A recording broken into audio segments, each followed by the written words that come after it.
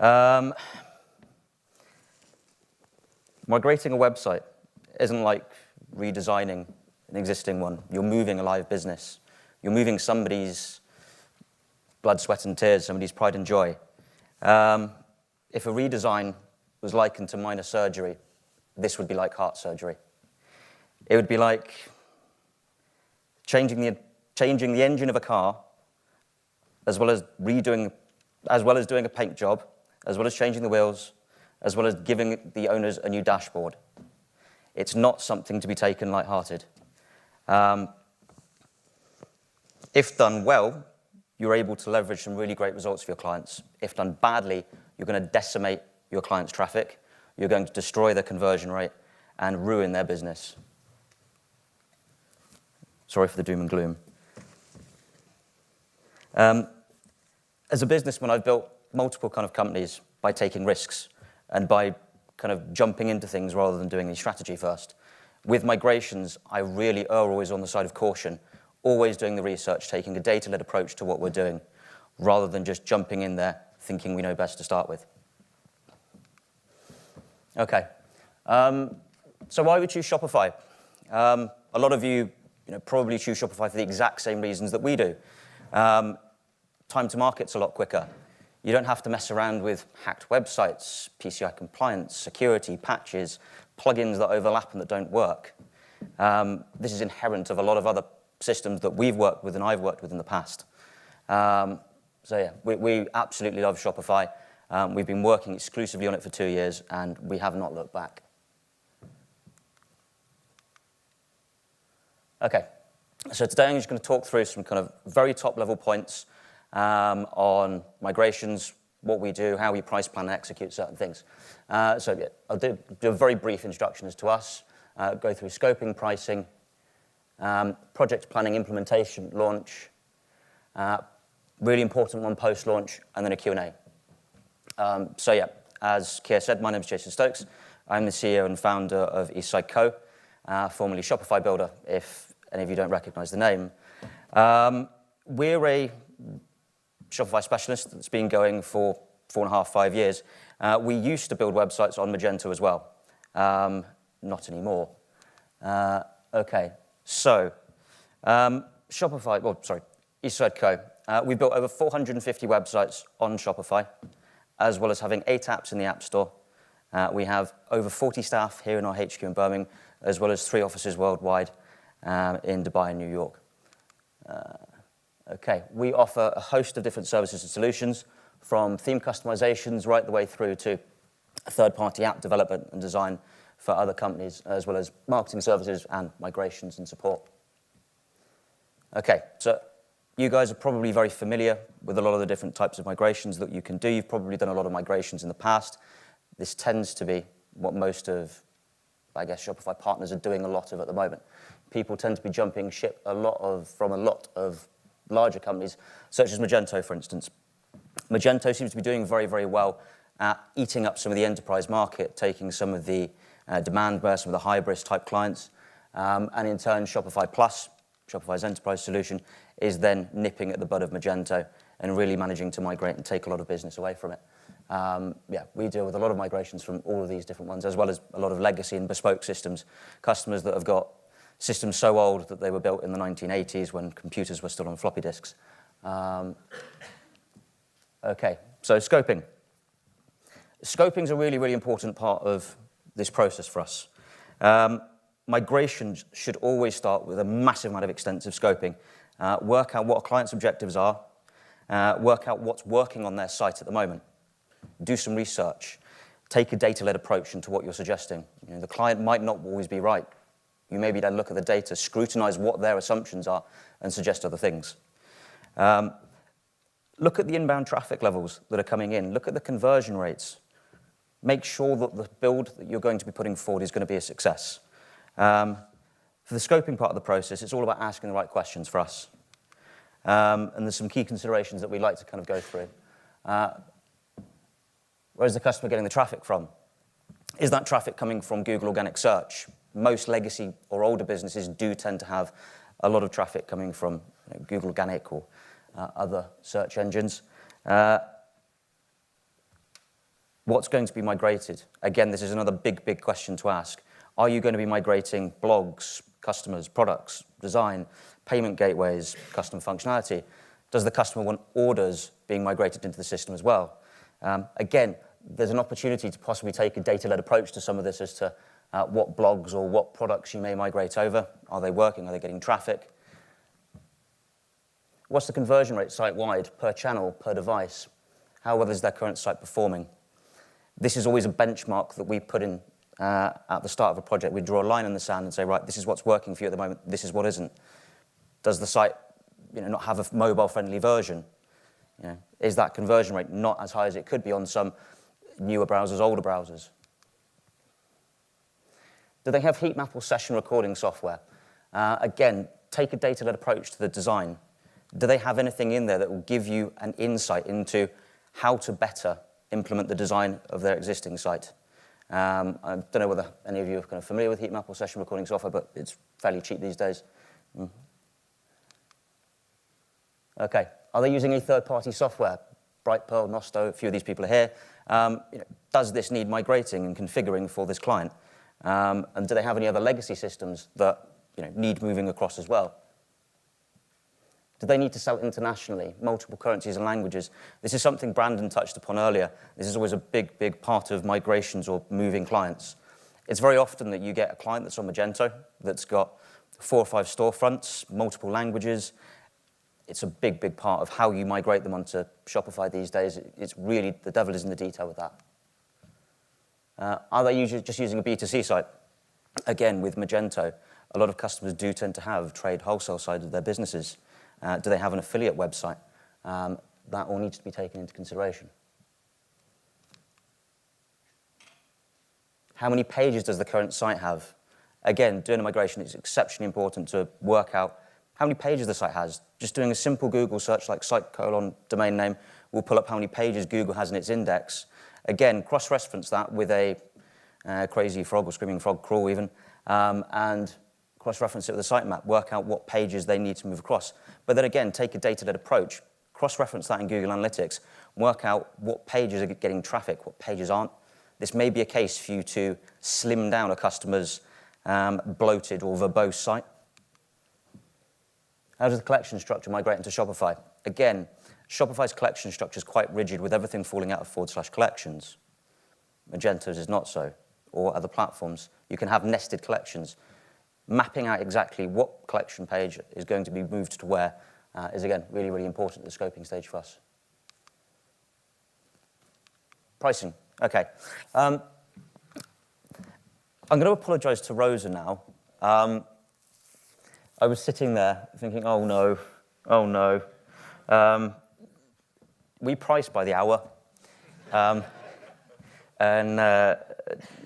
We would much rather price by the hour.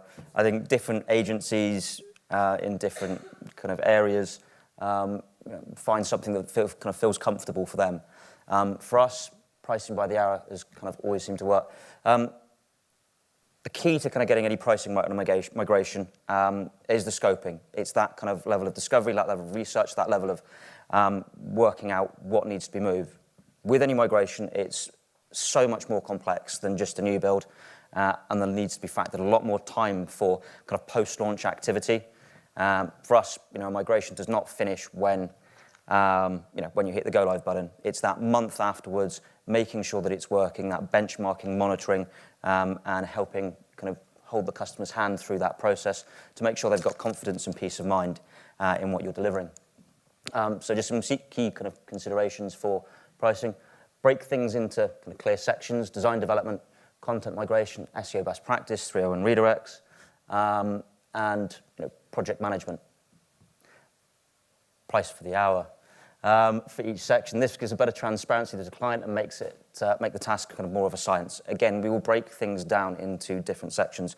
We monitor how long each project took from a time point of view via Toggle. Every kind of member of staff, from a designer, SEO team, we know exactly how long previous projects have taken, so we can kind of work out how long things should take this time. Again, we don't always get it right. Sometimes we do get it vastly wrong in a case where it's probably cost me money, not from an opportunity cost point of view, but from a physical money point of view to pay the staff, kind of to deliver a project that we got massively wrong. So yeah, we find kind of doing it by the hour, working out what's worked in the past, works best for us. Don't underestimate the time that comms will take up. Again, kind of going back to some kind of good client, bad client, you don't want everybody as a client point of view. You do get a lot of people that just suck your time, that will send 20 emails asking questions about something that should only take one, or that they shouldn't even be asking you in the first place. But from a pricing point of view, make sure that you've allowed that buffer, 10, 15%, as Gavin was talking about earlier on his app projects, to make sure that you have that leeway if a client takes up a lot of time in the comms. Make sure you factor in the month after go live for post-launch activity and benchmarking. So important, again, that kind of hand-holding process to make sure the customer is comfortable and that the project is a success. How are you going to best support the client going forward? Again, we offer support packages. A lot of you guys probably do as well. Make sure that client is supported. Make sure that you don't just build them a website and leave them to it. Make sure that you offer continual enhancements, continual suggestions, and that you're there if they need you, if anything does arise. And for us, this is one of the things that, from a migration point of view, we find really works very well, is how do we complement that migration with activity following on from launch? This might not be that kind of month one post-launch, but that kind of month 1 to 3 after that. How do we really kind of enhance what we've done from a web point of view? Is it with ongoing SEO? Is it with PPC? Or is it with social media, really kind of pushing people to that new site? There's something else I'd just like to kind of point out before I kind of move on to the slides and forget it. When we migrate SEO, if the client is getting a huge amount of traffic already, we don't tend to do any SEO optimization on the migration. We will lift and shift content that's there and not change too many variables. We found that in the past, when you've done that, the client's rankings may plummet for certain key terms, key phrases, and because you've changed so many variables, you don't know whether it's the SEO that you've implemented that has actually had a negative effect on that traffic and on those rankings. So again, we just take a systematic approach to lift and shift what's there, unless it's awful, unless there's just no SEO whatsoever, and that common sense kind of kicks in. We will lift and shift meta titles, meta descriptions, on-page content, H1s, and then once that site's been kind of balanced out in Google, once all the new URLs have been re-indexed, we will then look at how best we can kind of optimize or further optimize the website. Project planning. Again, I don't have my notes in front of me about the project planning bit, but once we've kind of kicked off with the client, we kind of move into the project planning phase. We generally have an idea from the scoping how long a project should take and what timeline should look like. But it's at this point that we would sit down with the client, really flesh out some of the finer details, those tiny little things that you may not have thought about in scoping, but that you need to now that you're about to start kind of going into design, into development. For us, we always like to try and do things in parallel a little bit as well. So yeah, we try and make sure that we've got a number of things going on rather than kind of a waterfall approach with one after the other. So again, some key considerations of project planning. Take a data-led approach to design, if not just moving the existing one. Work out collection map, especially if you're moving a website that has a lot of nested collections. What third-party software needs to be integrated and configured. Again, with a lot of pre-existing businesses that have been going for a while, they use ERP system, OMS systems, other legacy Microsoft Dynamics systems that need to be factored into the build, that need to be factored in to the project. You want to front-load that work to try and make sure that everything else is done and you're ready to go live and the client thinks that they're going to go live, and you've got to spend 2 months fleshing out how to hook up Microsoft Dynamics. The client's not going to be very happy about that. Who's responsible for content migration? Again, consider a data-led approach here. Look at the traffic that maybe some out-of-stock products are getting. A lot of companies tend to have a repository of products that they kind of have sitting there that aren't in the collections, but still pages indexed in Google in their own right.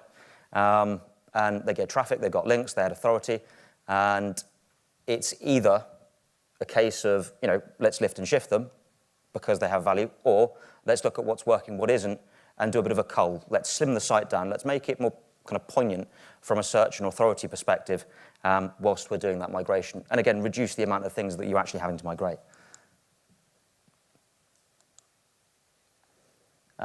Create a sitemap template after deciding on collection structure. Again, getting the client to sign off the entire map overview of how many pages should be on the site, what collection pages, what product pages you're going to be migrating. And then this feeds into the 301 redirect document that you're going to be putting together. This is one of the most important things with any migration. It's probably going to be a case that you're not going to be migrating URL structure to URL structure. We've only done it once where the customer has gone from Shopify to Magento, decided to force Magento to keep the URL structure, and then wanted to move back to Shopify. I don't know any other scenario where that's happened before, but make sure that those 301 redirect maps sorted and bulk upload. Load of apps in the App Store. We built one to handle it as well. Easy thing to do. Just mass upload via CSV, test, and away you go. Allow adequate time and plan for internal QA testing and client feedback. We have an internal QA tester whose job it is to just sit there and test websites. He seems to love it, but we found before him that we'd hand the websites over to clients and they'd spend 2 weeks kind of coming back with feedback, even though we'd asked a designer to look through it or that we'd asked the marketing team to kind of sanity check it. We want to try and shorten that period of time that the client actually has to come back with feedback. And it makes the client a little bit easier or kind of happier as well, not having to kind of go through a lot of browser testing. And it means that, we can kind of launch a lot quicker. Okay, implementation. So I'm not going to bore you guys with how we implement websites or what we do or what our kind of setup from a development point of view is. There's just a few kind of key things from an implementation point of view when you're doing migrations that I think are kind of quite important. And one of them is execute each part of the project in parallel. So unlike a new build, where you just kind of start with the design and then move on to development, you have the data to think about. You have the marketing and SEO to think about. You have the complex functionality and integrations that you may need to think about. These things can be done in parallel to shorten the kind of time to market, which again is something that we really tend to lean on with Shopify as opposed to other platforms. Why Shopify? Because we can do this in 3 months rather than 6, and we can do that by having everything working in its own channel in parallel. And the next thing is, again, clone stores. Big thing with Shopify at the moment. However, we always try and get one signed off first before cloning anything. We don't want to clone issues. We don't want to clone bugs. We don't want developers trying to sort things out on 10 different clone stores. We always just do one, get that signed off, make sure the client has said, yes, we are over the moon with this. Then we will go through the process of cloning, hooking up, doing GeoIP redirects, and rolling that out. Launch. Okay. So the launch process of any website, we tend to kind of break down into 3 phases: pre-launch, launch, and post-launch. The actual launch phase is like hitting the go button, is changing the DNS settings. It's the smallest part of it. All the work's done in pre- and post-launch. Those pre-launch checks are exceptionally important to make sure that, again, that QA testing's gone properly, that you've actually placed orders, that you've gone through in each device, in each browser, and placed orders to make sure that there are no issues without the cart buttons, no issues with mini carts or anything like that. Again, some just key quick considerations. Always plan the launch of a website to start at the beginning of the week. Trying to launch a website on a Friday is not a fun process. It's like trying to launch a website at 12 o'clock at night. It's not an enjoyable process. Your developers will not thank you for it when they're working all weekend trying to work out why in IE11 the conversion rate's nothing. So start at the beginning of the week, and it will make the process run a lot smoother. Everybody will be in the office. The clients won't have to do things out of hours. Make sure benchmarking tracking has been set up with alerts and drop-in traffic rates and conversions. Again, GA, use this tool kind of for alerts and kind of to let you know when things are not working. Very, very easy thing to kind of go through and set up, but gives your clients peace of mind and gives you kind of peace of mind that things are working and are doing what they should be doing. Double check all 301 redirects have applied and set up 404 tracking for importing as well. Again, load of Shopify apps in the App Store that do this. Import 401s from Search Console or 404s from Search Console as they happen. Keep on top of that and make sure that Google doesn't penalize you for suddenly losing 20,000 pages that you didn't think existed. Set up keyword tracking to monitor current rankings. Again, if you haven't done any keyword research for what's working, what's not working at the moment, look in Search Console. Look at what keywords customers are getting impressions for, what keywords customers are getting clicks for. Chuck that into a SEMrush or keyword monitoring tool, and post-launch, keep that going for a couple of months. Make sure that the client's kind of rankings are buoyant, that they're not drastically dropping. And if they are, you need to start asking why and working out exactly what's going wrong there. Change the TTL and the A and C name record. Again, a few people I've kind of spoken to have done this themselves in the early days. They would kind of go in and make the changes, but they wouldn't update this. And they wouldn't update it or they would update it, but they'd update it just before they wanted to launch. A lot of registrars, you can make these changes, but they won't start actioning them maybe for 24 hours. So you can go in, change this to 5 minutes, think you can change the name record, and then it's like, well, okay, you've still got to wait for 24, 48 hours for it to kind of be propagated. So go in, make sure that you change that, and that you should be able to flip between the Shopify store and the old site if you really needed to really quickly. Make sure that on launch, emails go out to customers. Again, you don't want to launch a website, and a lot of your customers go to your website and not be able to log in because you've rebuilt, because they don't have their password anymore. So import those customers, make sure that on launch, all those emails to those customers go out. Again, a good way for you to possibly re-engage customers that have dropped off the radar and that haven't purchased from you for a while.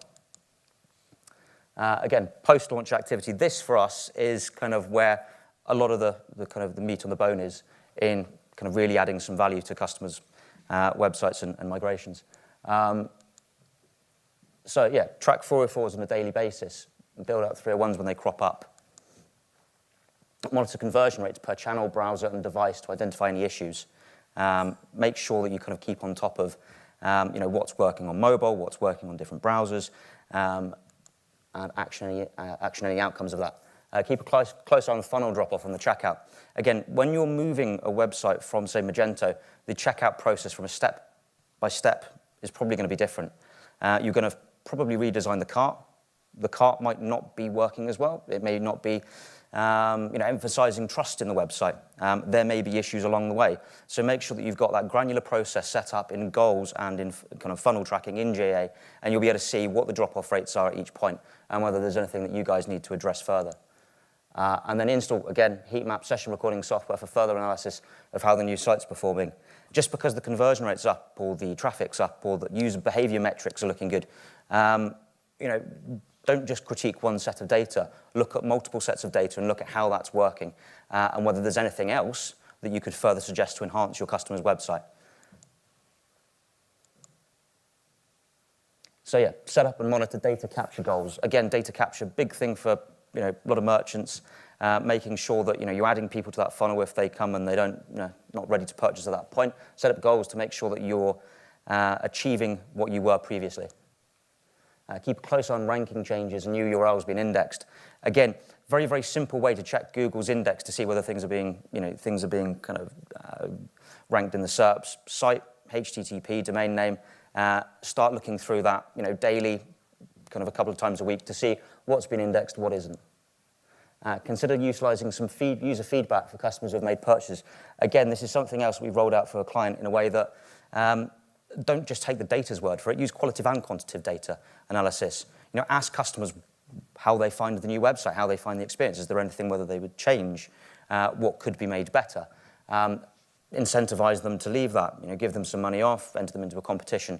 Very, very easy thing to achieve, either from an email point of view or from a pop-up point of view.